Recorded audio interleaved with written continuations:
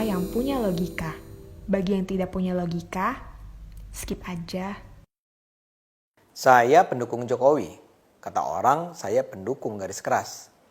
Tapi sekarang saya ingin mengajak para pendukung Jokowi lain untuk semakin terbuka mengkritik pemerintahan Jokowi. Bukan mencari-cari kesalahan ya. Tapi nampaknya ada tanda-tanda mengkhawatirkan dengan nasib Indonesia kalau Jokowi tidak diingatkan. Para pendukung Jokowi harus sadar bahwa kita semua berperan dalam menjadikan Jokowi presiden. Kita dulu berperang dengan penuh semangat tanpa dibayar sebagai relawan. Kini Jokowi sudah menang. Karena itu kita harus menjaga Jokowi jangan sampai salah langkah. Kalau kita mendiamkan kesalahan dilakukan, kita turut bersalah pada rakyat Indonesia. Saya dan mungkin Anda mendukung Jokowi karena kita percaya Jokowi adalah kunci bagi terwujudnya Indonesia yang lebih baik. Saya sih percaya Jokowi adalah manusia jujur, berintegritas, dan mampu memanage pemerintahan dengan baik. Karena itu dia adalah pemimpin paling tepat buat Indonesia. Masalahnya langkah pemerintahan bukanlah langkah Jokowi seorang. Ada banyak variabel lain yang harus diperhitungkan.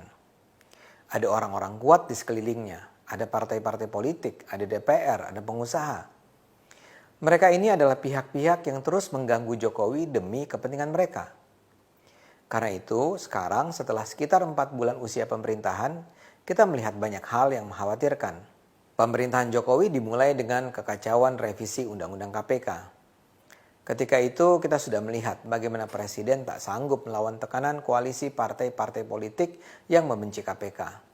Memang belum terbukti bahwa revisi Undang-Undang KPK tersebut akan memperlemah kesanggupan KPK membasmi korupsi. Tapi ada tanda-tanda menguatnya tangan-tangan kekuasaan tersembunyi yang memblok KPK. Kemudian ada kasus kaburnya kader PDIP Harun Masiku.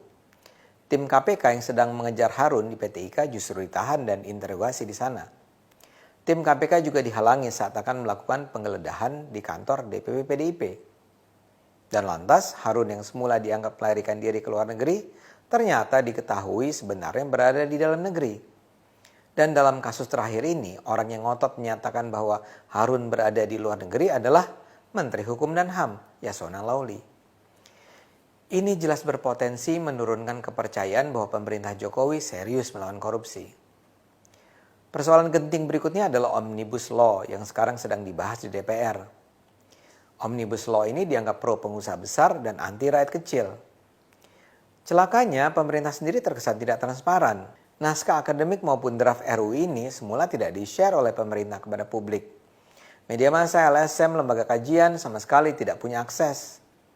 Sialnya dalam satuan tugas penyusunan RUU tidak ada perwakilan masyarakat sipil.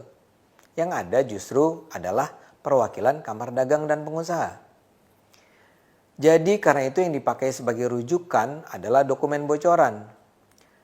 Tapi ketika ada wakil-wakil masyarakat sipil mempersoalkan isi RUU, pemerintah hanya bilang jangan berdebat dengan menggunakan bocoran, tunggu draft resminya. Setelah menunggu lama, akhirnya publik bisa membaca isi draft dari pemerintah setelah diserahkan ke DPR. Isi draft ini memang tidak sepenuhnya buruk. Ada banyak muatan yang menunjukkan pemerintah memang serius mendorong kemudahan investasi.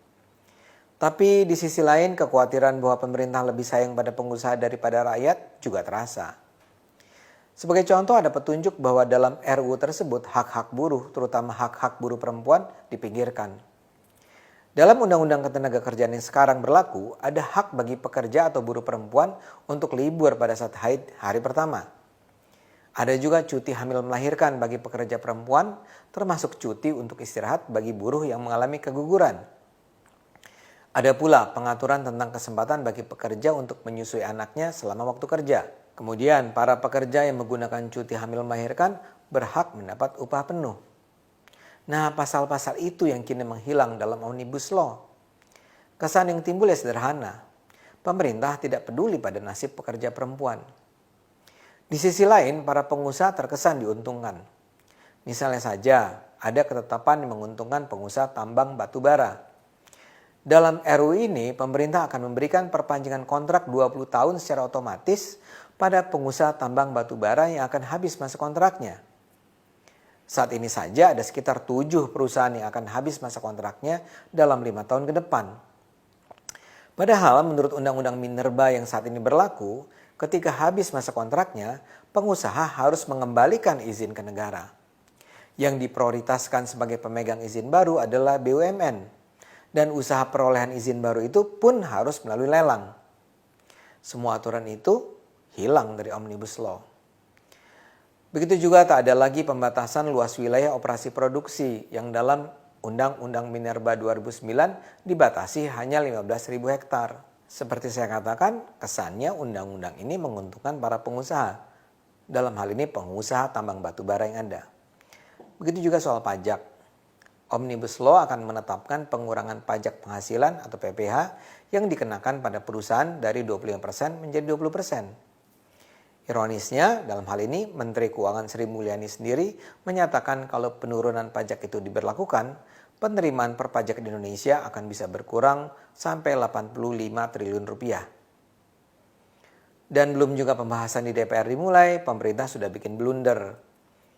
Dalam draft RUU ini ada pasal yang menyatakan pemerintah bisa mengeluarkan peraturan pemerintah untuk mengganti undang-undang. Ini jelas melanggar hierarki hukum di Indonesia. Undang-undang kan berada di atas PP. Yasona Lauli kemudian mengoreksinya dengan menyatakan bahwa itu salah ketik. Saya sih tidak percaya bahwa ada salah ketik dalam dokumen seserius itu. Namun kalaulah itu memang kesalahan manusia, kasus ini menunjukkan keamatiran kerja pemerintah. Kalau begini ceritanya, para pengkritik Jokowi tidak perlu memelintir fakta untuk menyerang pemerintah. Tanpa dipelintir pun langkah pemerintah memang layak dipersoalkan. Kasus demi kasus semacam ini tentu melemahkan legitimasi pemerintah. Kalau kepercayaan terhadap pemerintah menurun, apapun yang dilakukan Jokowi akan dianggap salah. Sebagai ilustrasi sederhana, ketika Presiden mengatakan akan membangun terowongan bawah tanah antara Istiqlal dan Katedral, rencana ini dengan segera menjadi bahan olok-olok. Karena itu, para pendukung Jokowi harus segera mengingatkan Jokowi. Kita perlu mengkritik pemerintah bukan karena kita membenci Jokowi. Sebaliknya, kita perlu secara terbuka mengkritik pemerintah karena kita mencintai Jokowi. Kita perlu mengkritik pemerintah bukan karena kita membenci Jokowi. Sebaliknya, kita perlu secara terbuka mengkritik pemerintah karena kita mencintai Jokowi. Kita tahu posisi Jokowi tidak mudah. Dia dikelilingi para predator yang siap menerkam. Karena itu kita harus mendukungnya. Tapi kita harus mendukung Jokowi tidak dengan cinta buta. Kita mendukung Jokowi dengan akal sehat. Karena hanya dengan akal sehat, negara ini akan selamat.